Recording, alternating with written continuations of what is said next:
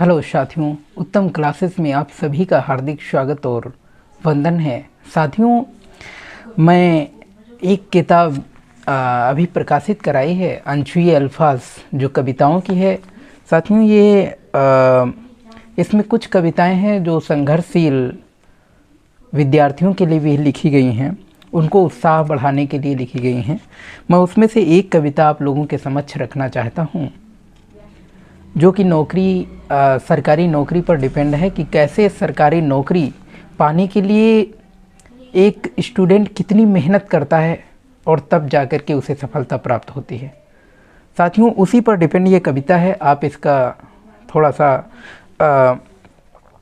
समझने का प्रयास करिएगा। कहना है, सरकारी नौकरी पाना एक अजीब इम्तहान होता है।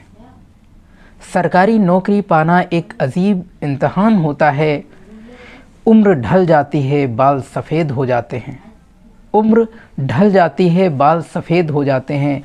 काम तमाम होता है। सरकारी नौकरी पाना एक अजीब इम्तहान होता है। जवानी बीत जाती है हंसी ख्वाब लिए आँखों में। जवानी बीत जाती है हंसी ख्वाब लिए आँखों में। किताबों पर उंगलियां घिस जाती हैं रगड़ते रगड़ते रातों में। सपनों में सवाल हल हो जाते हैं। सपनों में सवाल हल हो जाते हैं। बाबर से पानीपत, चौहान से तराइन में बवाल हो जाते हैं। बिक जाती है पिता की ज़मीन। कोचिंग की फीस भरते भरते परीक्षा भवन से निकलते हैं कलेजा हाथ में रख के। परीक्षा भवन से निकलते हैं कलेजा हाथ में रख के। परिणाम कुछ भी हो हिम्मत नहीं हारते हैं। परिणाम कुछ भी हो हिम्मत नहीं हारते हैं। हर रोज़ सुबह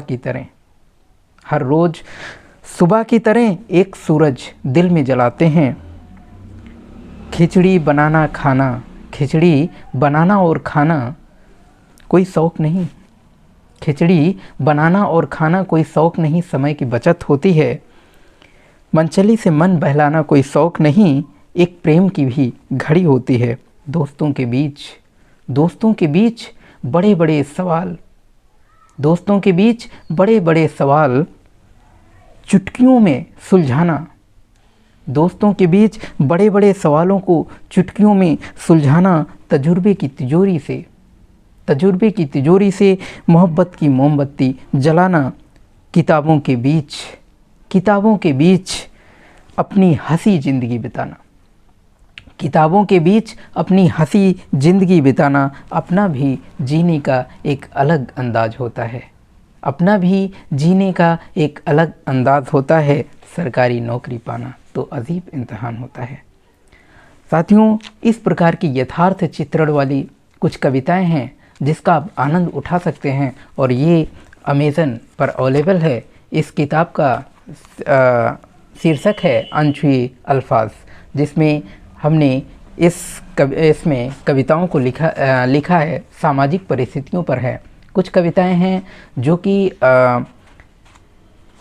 हिम्मत दे, मोटिवेट आपको करेंगी, और कुछ कविताएं ऐसी भी हैं जो सामाजिक परिस्थितियों पर लिखी गई हैं। तो साथियों, इसी के साथ मैं अपनी वाणी को विराम देता हूं, और साथियों, अगले सेशन में फिर मिलूंगा कुछ नए टॉपिक और कुछ नए उलझनों के साथ में। साथियों, तब तक के लिए बहुत बहुत धन्यवाद।